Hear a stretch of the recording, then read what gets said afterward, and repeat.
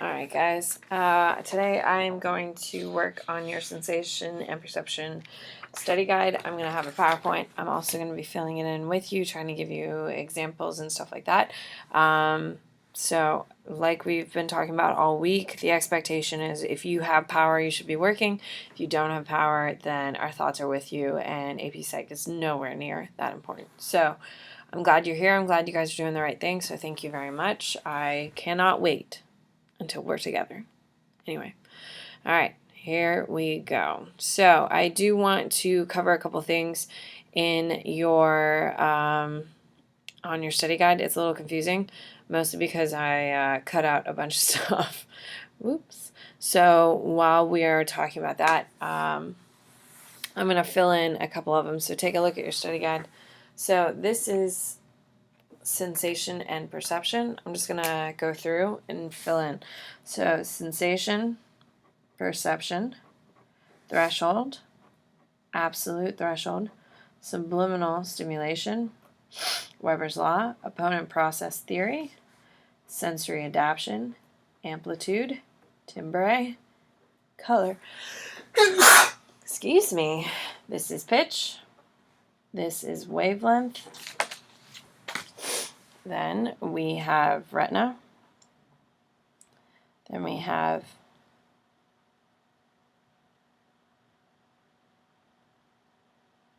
I don't know. We'll come back to that. Nearsighted, farsighted, ganglion, bipolar, rods, cones, blind spot, trichromatic theory, additive color mixing, subtractive color mixing, parts of the eye, parts of the ear, parts of the gustatory, and parts of the olfaction. There you go. I don't know what that is. Retina. I don't know. We'll figure that out. Anyway, alright, so I'm going to go through a PowerPoint. I'm going to be taking some quick little notes for myself on your study guide, so I'm expecting you guys to kind of follow along with me and kind of go from here. So, week 6, sensation and perception, here we go. Alright, you don't have a do know today, I promise. So my computer is a little cranky with me at the moment.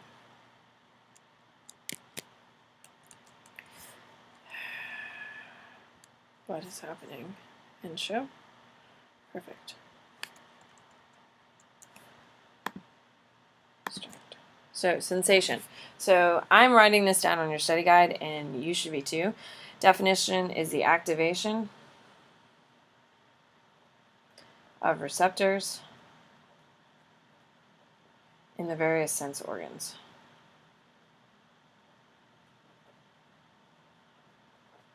With that being said, so you have 5 major ones. You have hearing, which we call in AP Psych, hearing is auditory. You have taste, which we call gustation. You have, would it be easier just for you to see what I'm writing? I think so, because I'm writing some really good stuff. So maybe I'll just show you what I'm writing. How's that?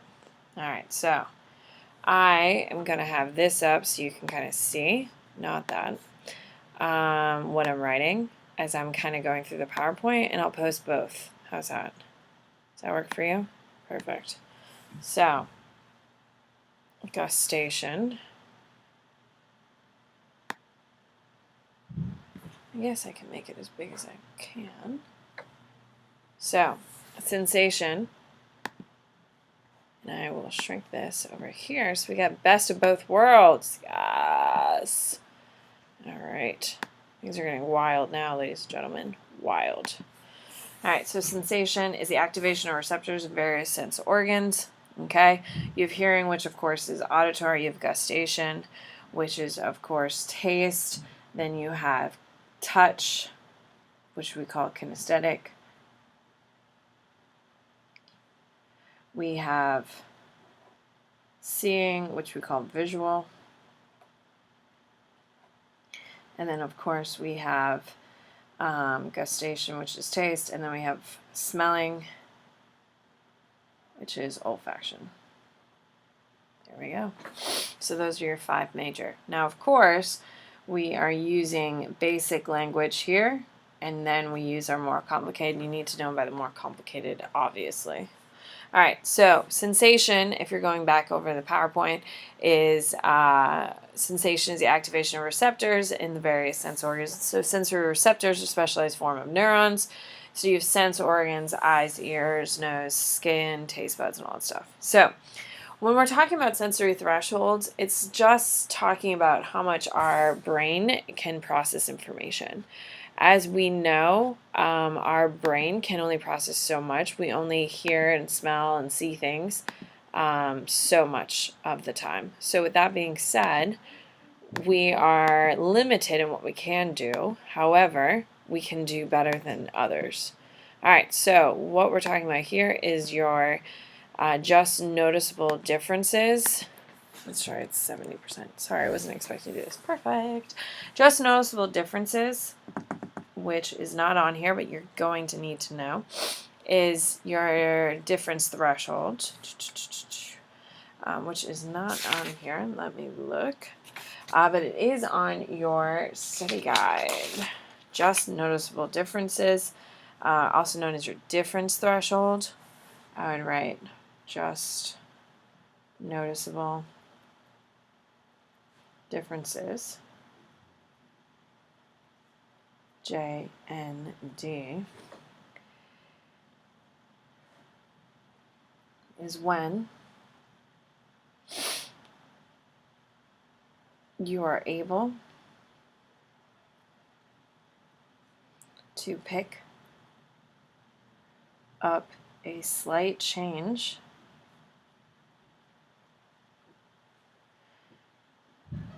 in a stimulus, parentheses, hear something, hear, taste, or see. Obviously, it's all 5 as well. Hear, taste, or see 50% of the time. This means we sometimes pick up changes, sometimes we don't.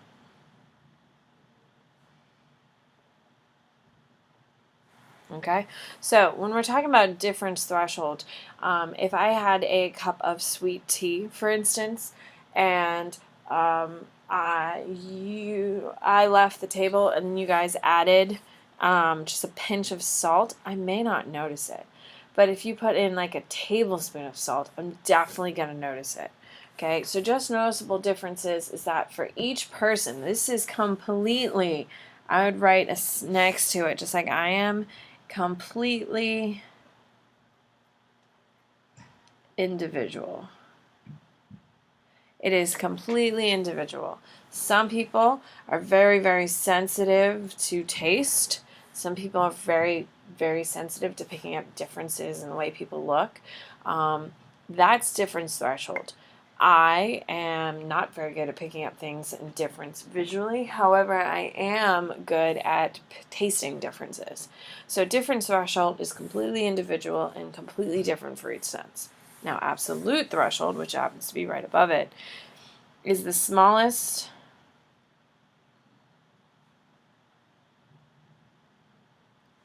amount of energy needed for a person to consciously detect a stimulus.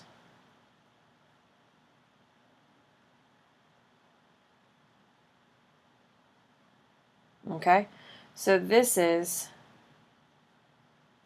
the best someone has ever done it. Okay, on your sheet over here, you do have on your study guide, I would write Guinness Book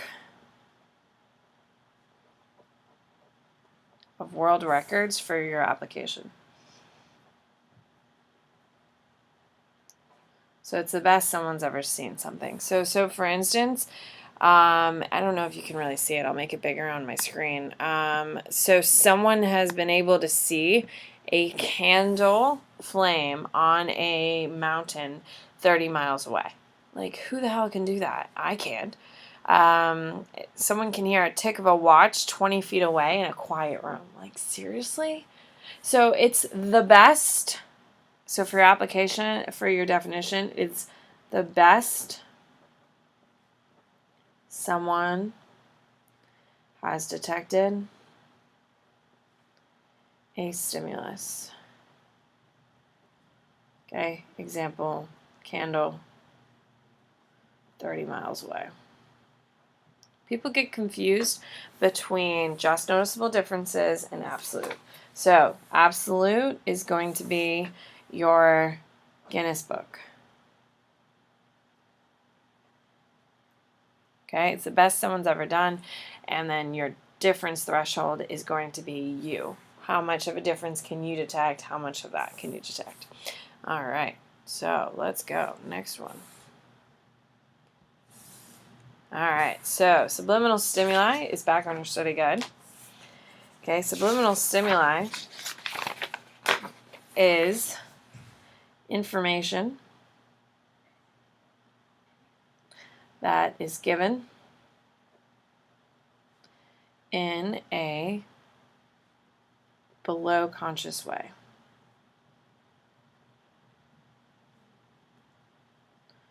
Okay, so I'm going to show you a video clip for this. Let me see if I can get it to work. And this is from one of my favorite TV shows of all time. It is absolutely perfect for this. And it's a classic episode, of course. It is Saved by the Bell. Every episode is classic. It is when Zach Morris is sitting in his psychology class and the teacher teaches them about subliminal stimulation. So he uses it to get what he wants, of course. Of course. So, let's see. TV shows. Saved by the Bell. Yes. It's a classic, guys. It's a classic. So, he is going to use it to trick Kelly Kapowski into falling in love with him, of course, and to trick Mr. Belding into letting him get away with whatever he wants. Obviously, it is a classic, and it's not working right now, and I don't know why. Why isn't it working? See, we got the sound, but we don't have the show. Oh my God, I'm heartbroken right now. Absolutely heartbroken. Well, anyway, the Saved by the Bell episode is known as the Zach tapes, and it is when Zach tries to lay underneath a Beach Boys track a secret or subliminal message that says Zach is the greatest guy, Zach is a great guy, all of that.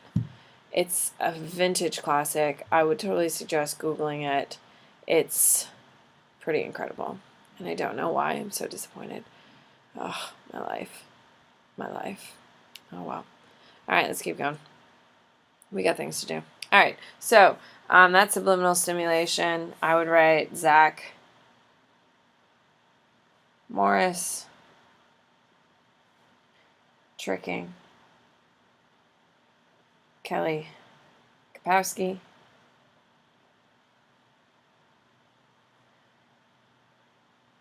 with the Beach Boys.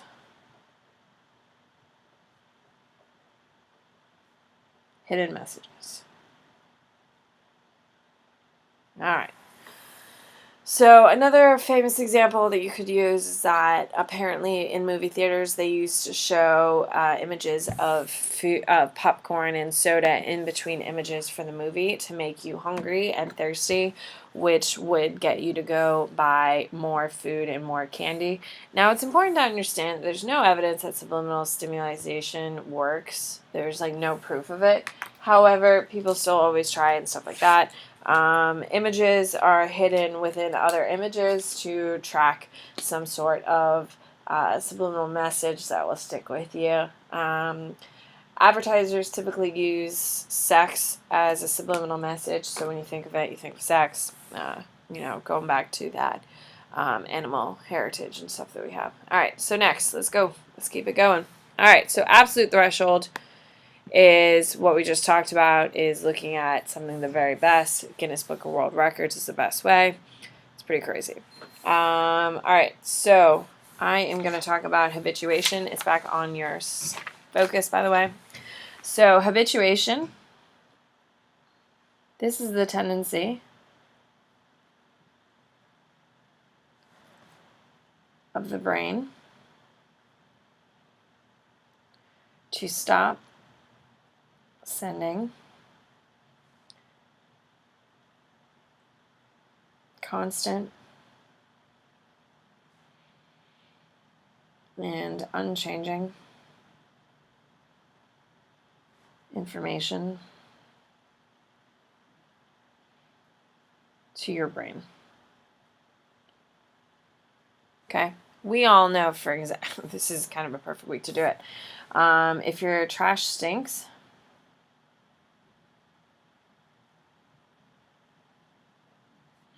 you smell it when you first get home.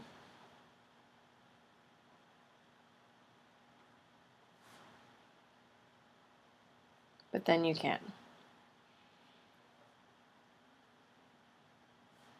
Can't smell it 15 minutes later. Does that mean the smell goes away? No, absolutely not. It just means your brain isn't sending you that information because your brain's just like, you should know that this house stinks. It happens to me all the time with the cat box. My husband is like, how do you not smell the cat box? Oh, well, it's habituation. My brain isn't sending that information anymore. And he doesn't find it funny, but I think it's important. So habituation is the tendency of your brain no longer to sending messages to your brain if it's constant unchanging. An example of that would be if you smell, you went to the gym, you went to practice or whatever, and you came home and you're like, your mom's like, oh my God, you're disgusting. And you're like, oh, I don't think I smell that bad. Well, yeah, you do. Your brain's just not telling you stink anymore. So that's habituation. Sensory adaptation is the tendency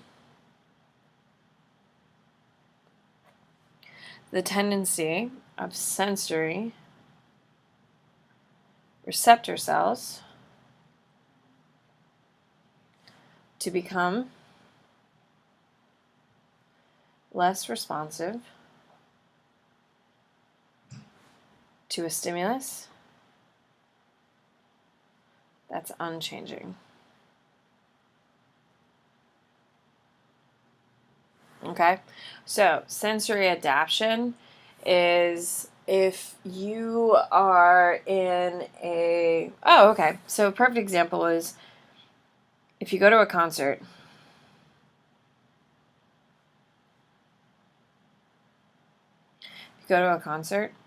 after your ears are humming because your ears are humming because your ears have tried to numb the loudness. Like you always say, what? After you come home from a concert. because you're confused. You can't really hear things that well. And that's because of your ears are trying to be like, whoa, it's so loud in here. Let's slow down a little bit. And that's what sensory adaptation is trying to stop you from getting it. So sensory adaptation is the tendency of receptor cells to become less responsive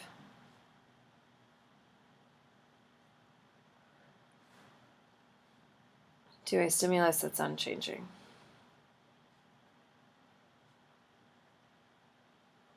Okay? You can't hear anything after a concert.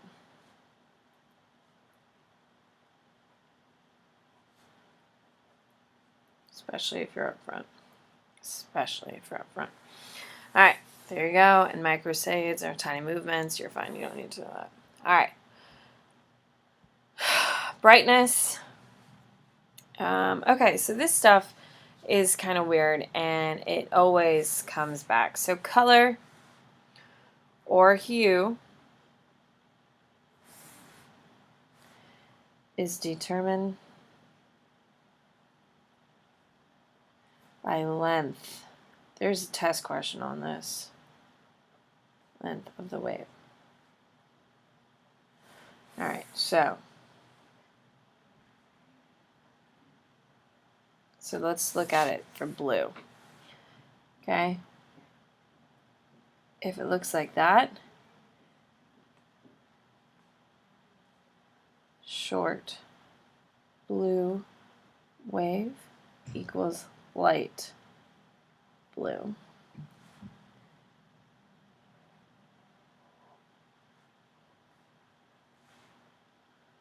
Long blue wave equals dark blue. So the longer the wave, the deeper the hue. Okay? So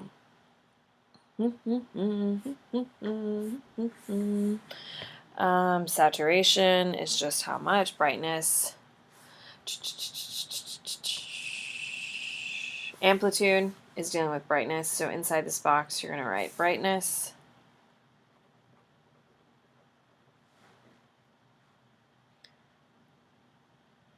How high the wave hits equals brighter.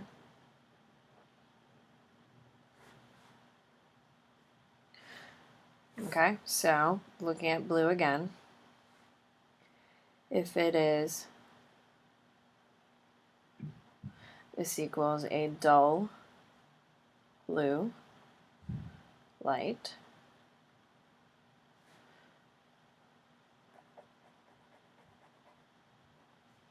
This equals a bright blue.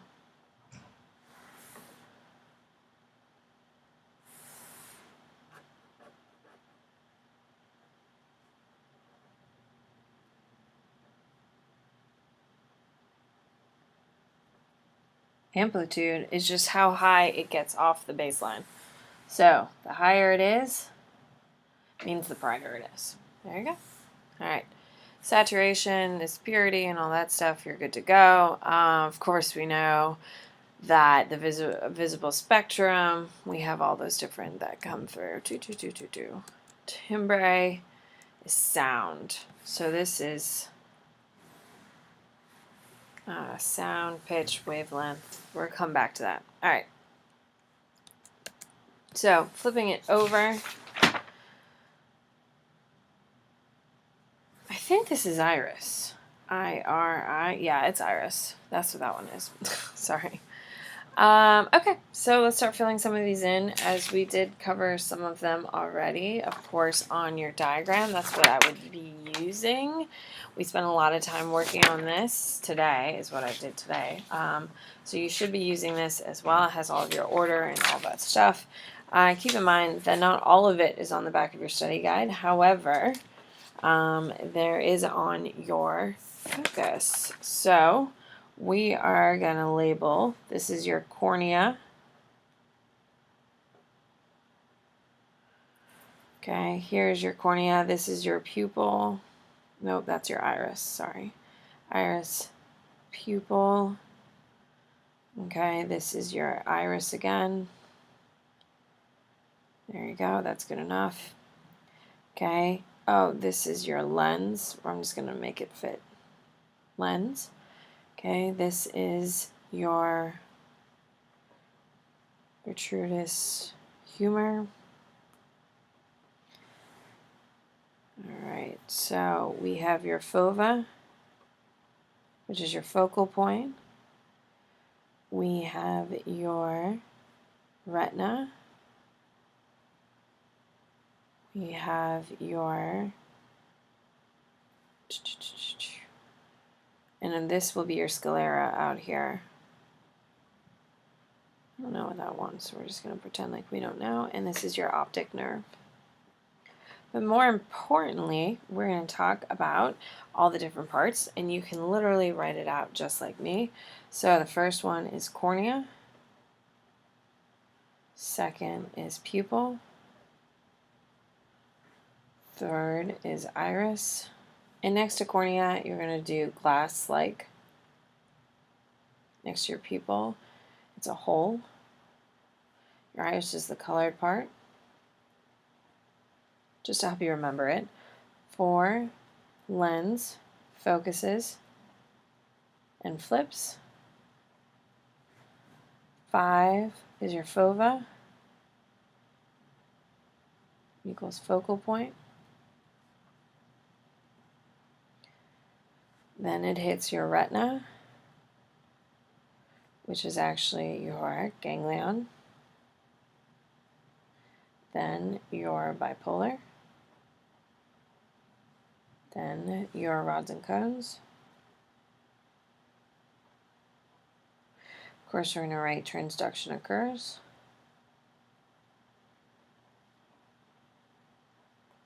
And rods and cones, we're going to note cones is color and black and white. And I'm going to write rods next to it just to make sure it's explicitly clear. Then 7 is your optic nerve. 8 is your occipital lobe. And then 9 is your visual cortex. There you go. So we're killing it today, guys. We're killing it. While we're here, we might as well, what are the following terms? Transduction. Transduction. Oops, sorry. Transduction is the conversion an external stimulus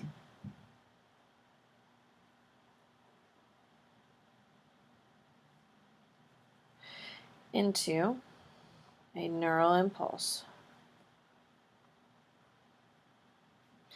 In the ear, it happens on the retina, and in the ear, it happens on the basilar membrane.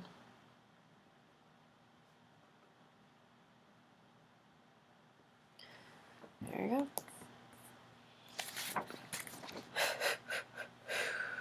There we go.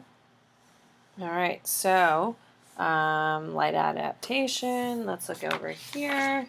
So your retina is just looking at your little sheet over here is where I'm going to fill this in. This is where transduction occurs.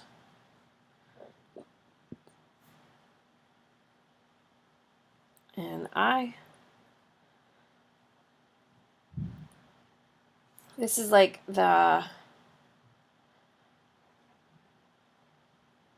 it's similar to film in a camera. It processes and creates images with neural impulses, which is pretty cool. All right, iris, the colored part of your eye.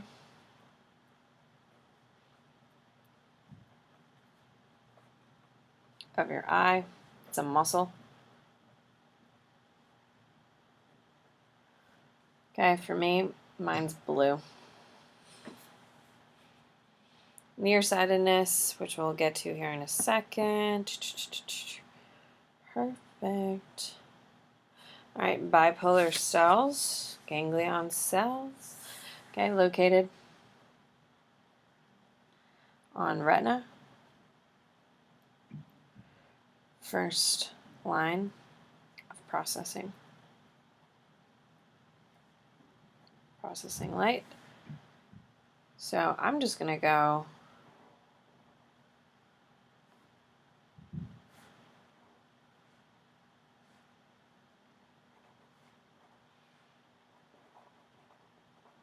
retina, ganglion,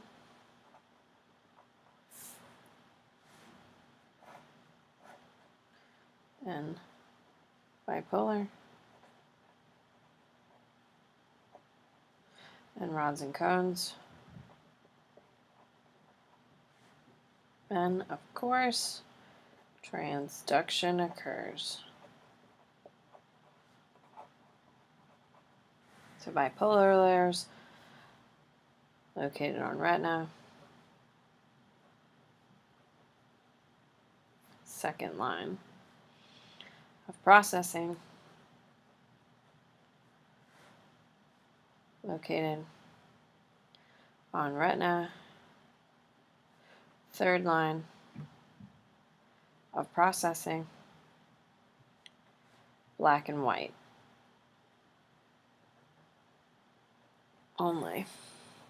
Then you have cones. This is located on retina. Third line of processing. And it's color. All right, blind spot located where optic nerve meets retina. Any image that hits here cannot be seen.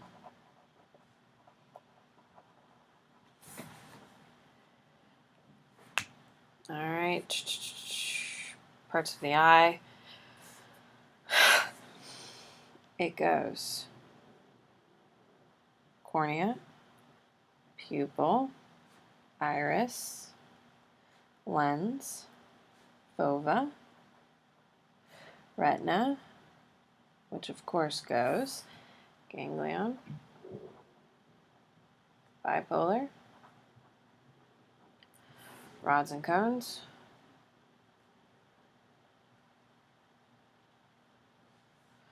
then it's optic nerve, occipital lobe, and visual cortex.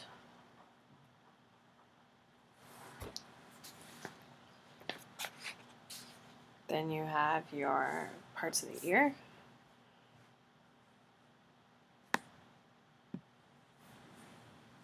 Which of course, and guys know, I'm literally looking at the sheet that we just made. So it goes pinna, auditory canal,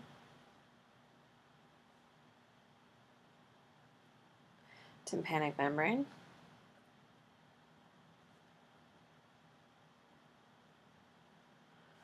oscilles, which of course you know goes anvil, hammer,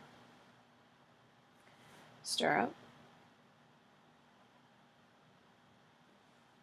then goes to cochlea,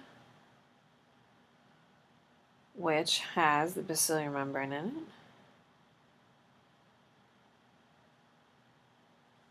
Then it goes to your auditory nerve, temporal lobe, and auditory cortex. There you go. Nice. We are getting a lot done. All right, so let's keep going.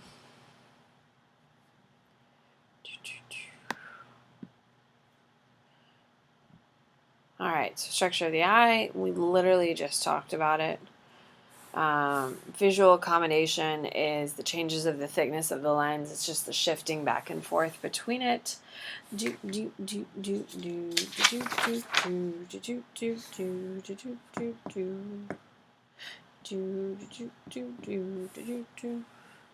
Okay, so it's not covered on here. So the retina controls all of your ganglion, bipolar, and your photoreceptors. I am going to write next to your rods and cones. Hopefully you can see. I'm going to write photoreceptors.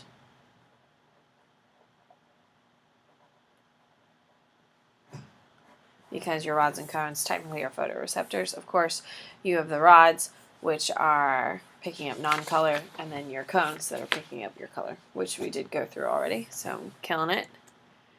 Blind spot. So hold a book in front of you, close your eyes, and stare at the picture of the dog with your left eye. Slowly bring the book closer to you. You could do that if you really wanted to. You can pause and read the directions. I just don't really care. Okay, so the structure of your eye, which we've already gone through a couple times. We've already done our diagrams, so we're kind of good. Okay, so as you can see, bipolar, ganglion, bipolar, then your photoreceptors, which are right there. There you go. So visual problems, nearsighted, far. All right. So nearsighted. I don't know where my little picture is. I love my little pictures. I don't, this isn't the right PowerPoint. That's fine. All right, nearsighted problems is when your eyeball, nearsighted is when your eyeball is too short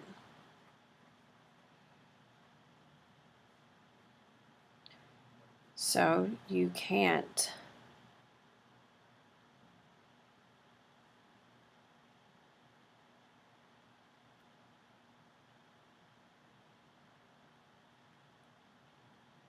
hold on, I don't have confidence in this. Sorry, that's me recording videos. Google. I want this image that I have in my typical PowerPoint, but I can't find it. It's not in there.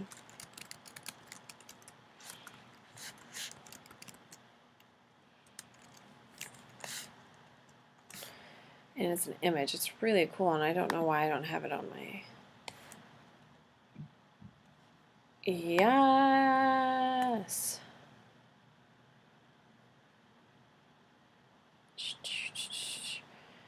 I have these two super cute kids, and you know I don't describe that commonly.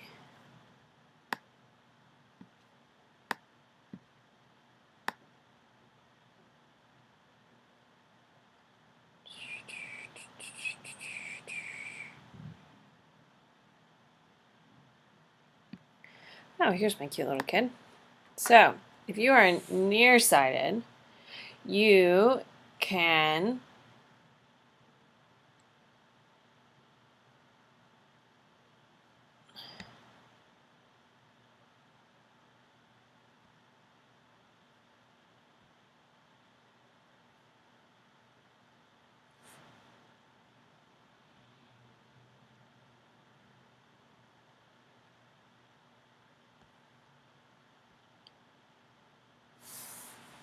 all right, here we go.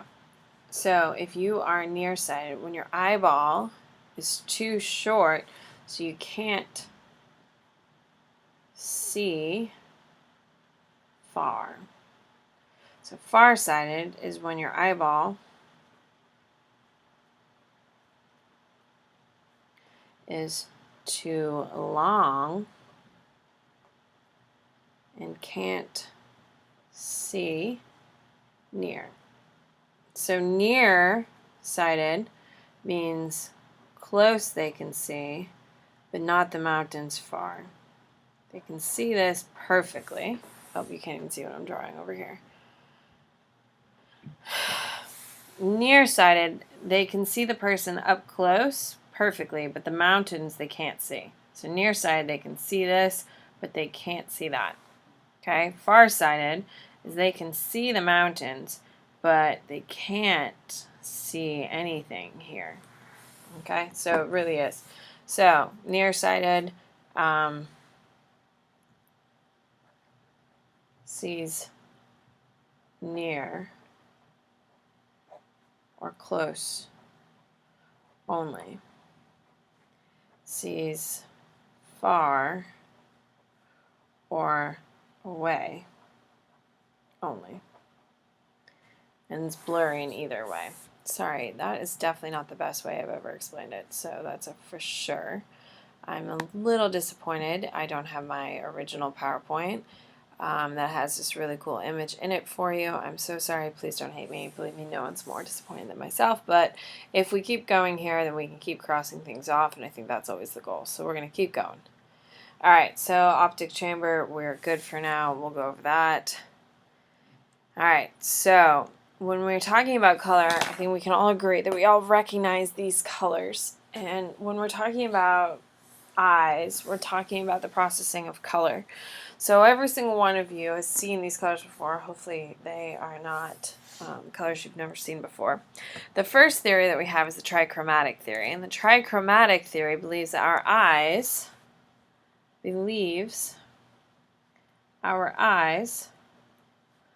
only see blue, green, and red. Our eyes blend those colors to make more. So essentially is that we only have three cones,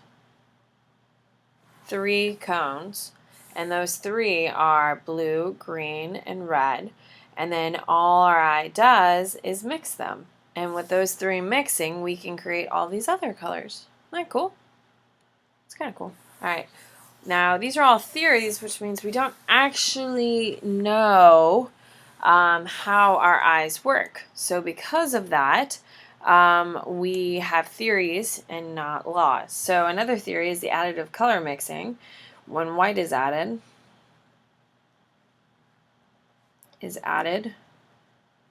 or base equals brighter. Okay, when I'm going to go straight to subtractive. When black is added or base equals darker. So processing the information in the light. So as you can see, additive here. Okay, and we kind of go from that. All right, so one of the other theories is the trichromatic theory of vision, red, blue, and green. Okay, I would make sure you know red, blue, and green for the trichromatic theory. It's a very big deal.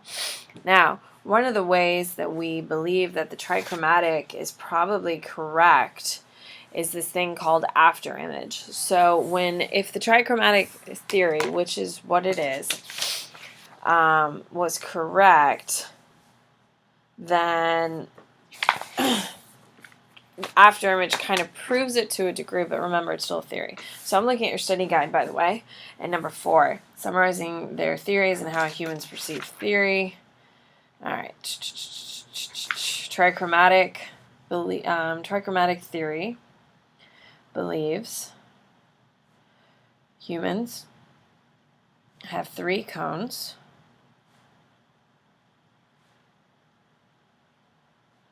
that can only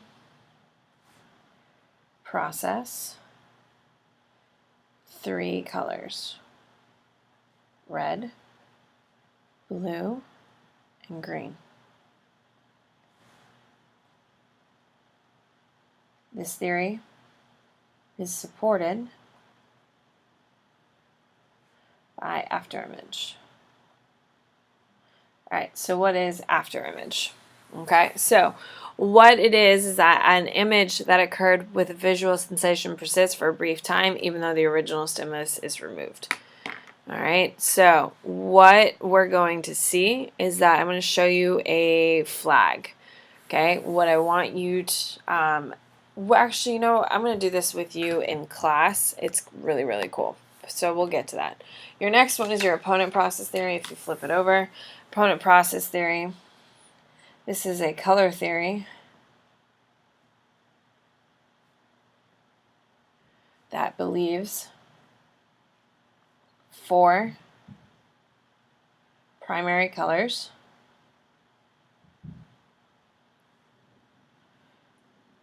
with 4 primary colors are arranged in pairs, red and green,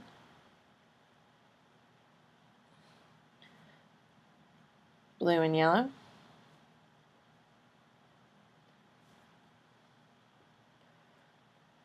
when one color is exhausted, its pair compensates. Now, I did mess up. Compensates, sorry. Supported by after image. So we're going to cross it off on the front. Supported by after image. Sorry, my B. Supported by after image. So we're going to cross this off right here. So we're going to cross that off, and it is opponent process theory. And opponent process theory is after image. I want to do it with you in class because it's really cool. All right.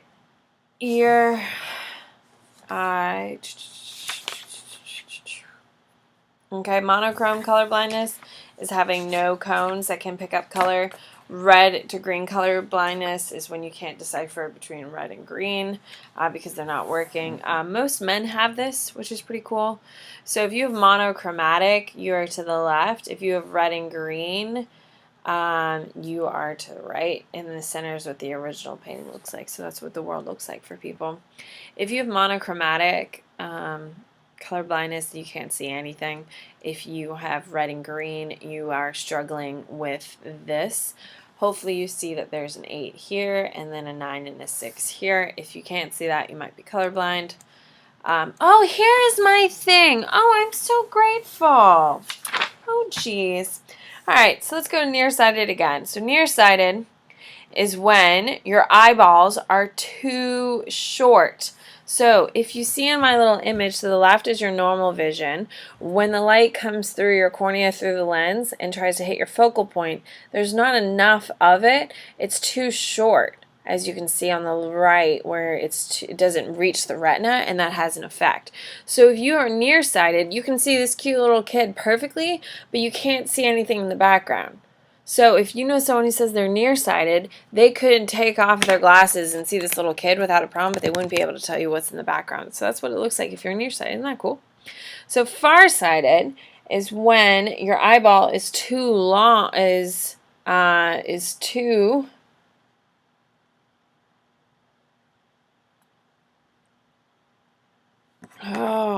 so go back over here.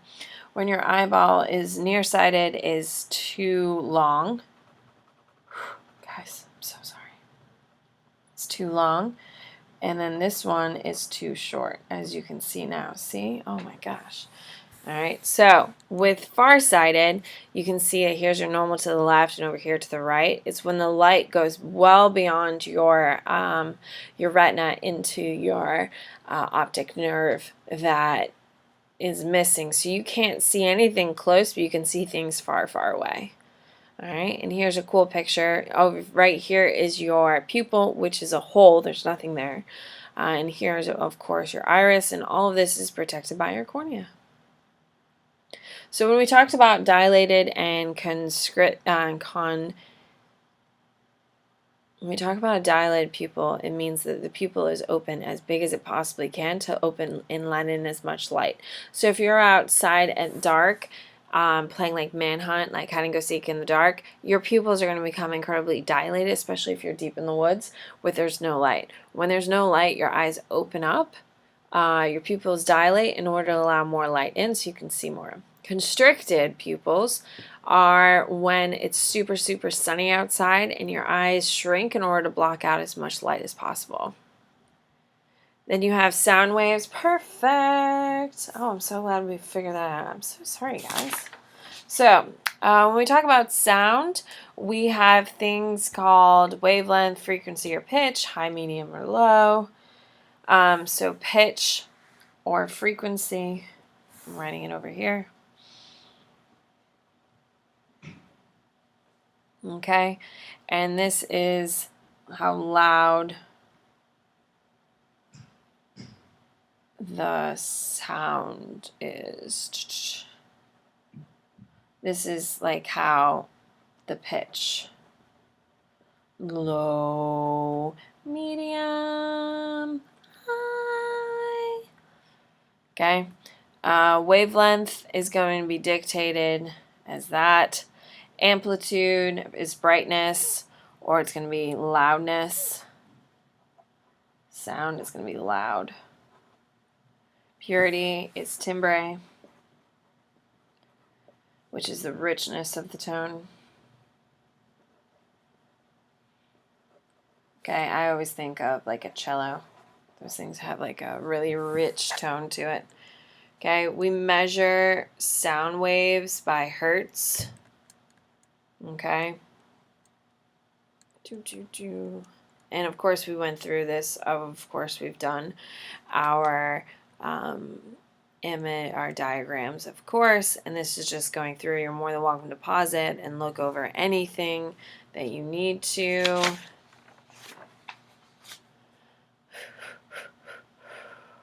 Now, when we talk about theories of hearing, we're talking about pitch theories and place theories, which we're going to go over in class, which is a very big thing. So when we talk about, I'm looking at the last question, so looking at the diagram, process of the sense. Okay, so we're going to look at olfaction, and we are going to look at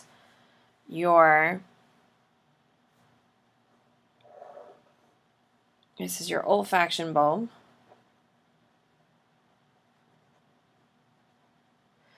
Then we have your nerve fiber.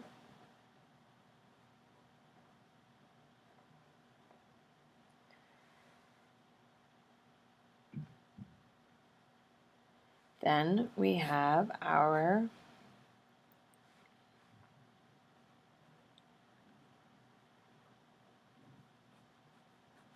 and this is going to be your receptors. And on your olfaction bulb is going to be right there. And that's where transduction occurs.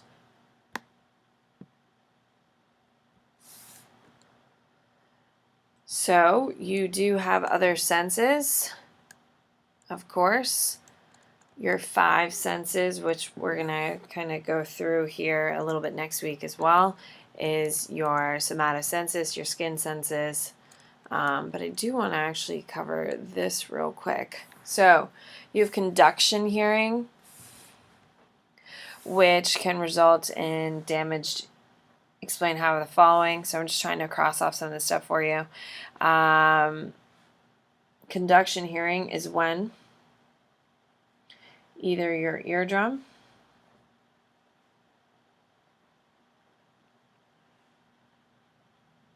or your oscilles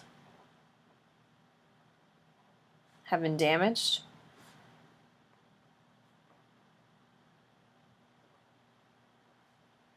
and cannot produce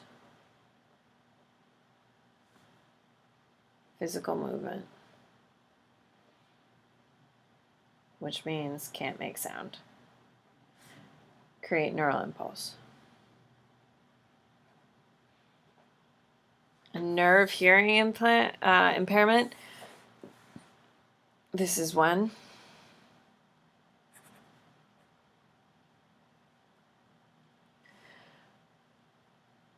You have damage to the inner ear, or along the auditory pathway.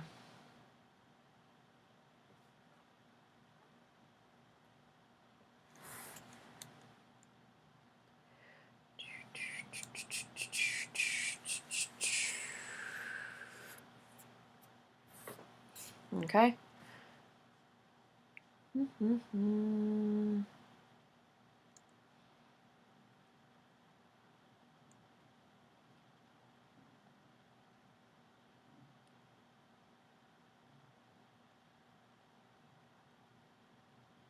So if you have a cochlear implant, you have conduction. Cochlear implants are used for people who have cochlea or have conduction hearing problems. There you go. All right, so taste we kind of covered. That's all I need for that. Your ear, if you look at your ear, we're going to do pinna. Then you have your anvil, hammer, stirrup. All of these are, of course, oscilles. This is your auditory canal, your tympanic membrane,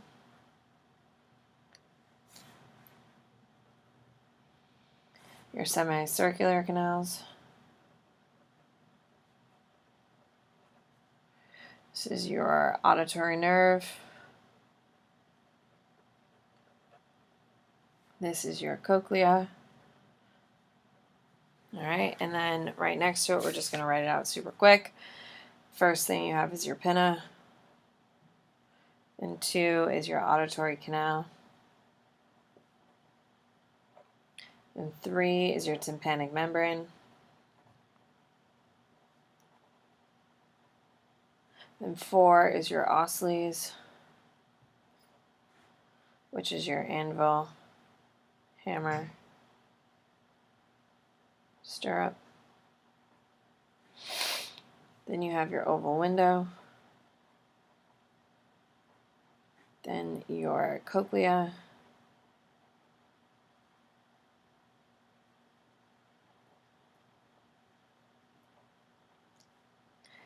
Then your basilar membrane.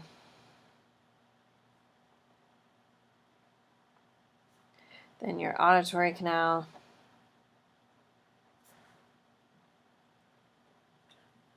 Temporal lobe.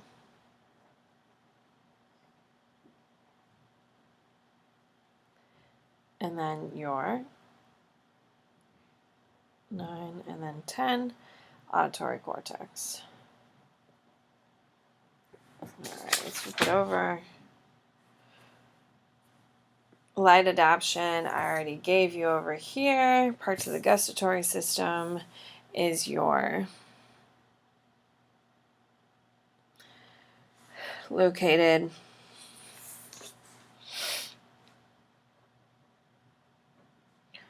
on your tongue. And mostly, all you need to know is taste buds. Taste buds. There you go. That's it. That's it for that. And then your parts of olfaction located behind nose and attached to brain.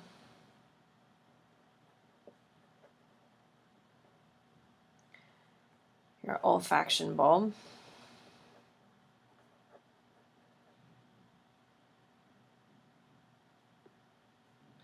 Okay, and this is your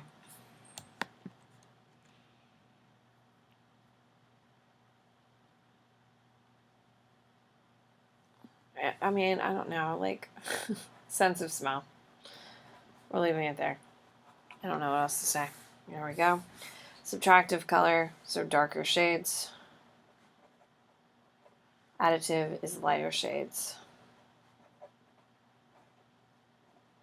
There you go. Perception, threshold, all that stuff we're going to get into in class. We'll get through wavelength.